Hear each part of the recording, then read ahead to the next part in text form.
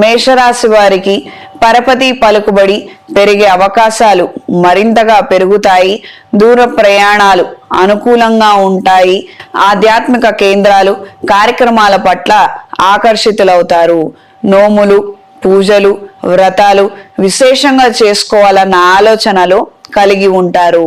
జీవిత భాగస్వామి పేరు మీద ఆస్తులు కొనుగోలు చేయాలన్న ఆలోచనలు ఎక్కువగా ఏర్పడతాయి. రాబోయే రోజుల్లో అయినా సొంత ఇంటి కల నెరవేర్చుకోవాలన్న ఆలోచనలు కలిగి ఉంటారు.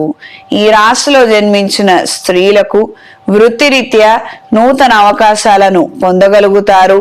ఉన్న ఉద్యోగము మారాలన్న ఆలోచనలు ఏర్పడినప్పటికీ ఎప్పటికప్పుడు ఉన్న ఉద్యోగమే బాగుంది, మారితే ఇంకాస్త ఇబ్బంది అవుతుందేమో, మనకు అవసరమా అన్న నేపథ్యంలో ఆలోచనలు ఎక్కువగా ఏర్పడతాయి. ప్రేమించిన వ్యక్తి పట్ల ఎక్కువగా ఇష్టతని కనబరుస్తారు. తదుపరి విషయాల గురించి చర్చించాలన్న ఆలోచనలు ఏర్పడతాయి. శుభకార్యాలకు సంబంధించిన అంశాలు సానుకూలపడతాయి. ముఖ్యమైనటువంటి విషయాల గురించి అయిన వాళ్ళతో చర్చించి మంచి నిర్ణయాలను తీసుకోగలుగుతారు. ఈ రాశిలో జన్మించిన విద్యార్థులకు కాస్తంత ఇబ్బందికరమైన వాతావరణం ఉండగలదు.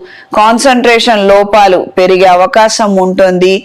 ఈ డ్యూరేషన్ లో మాత్రము ఖచ్చితంగా దైవ బలం ఉంటేనే ముఖ్యమైనటువంటి విజయాలను సాధించగలుగుతారు. ఇది గ్రహించి మెలగండి. నిర్లక్ష్యం మాత్రం చెయ్యొద్దు. ప్రతిరోజు తల్లిగారి ఆశీస్సుల్ని పొందండి. మేషరాశి వారికి కలిసొచ్చే రంగు ఆకుపచ్చ, కలిసొచ్చే దిక్కు పడమర, కలిసొచ్చే సంఖ్య 9. ప్రతిరోజు ఆదిత్య హృదయాన్ని పఠించండి. సూర్యాష్టకాన్ని విశేషంగా చదివి సూర్య నమస్కారాలు చేసుకోండి.